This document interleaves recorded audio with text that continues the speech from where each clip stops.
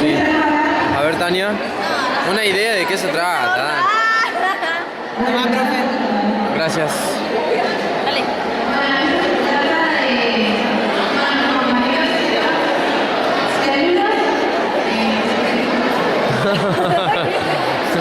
¿Cómo no sé qué más? ¿Este es el corazón o no? ¿Qué es esto? No sé. Una cara parece. ¿Qué es eso? ¿Es el corazón? Procariote, ok. Ah, la célula.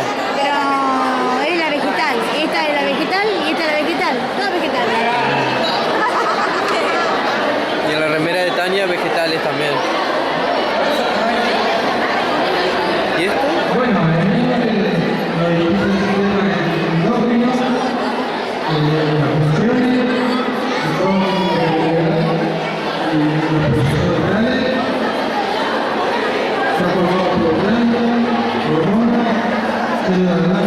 Ay, si yo estoy entrevistando.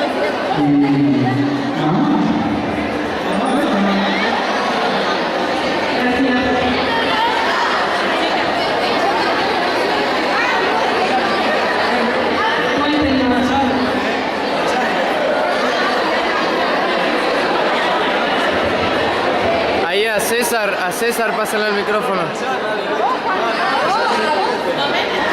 A Juan, ahí a Sheila.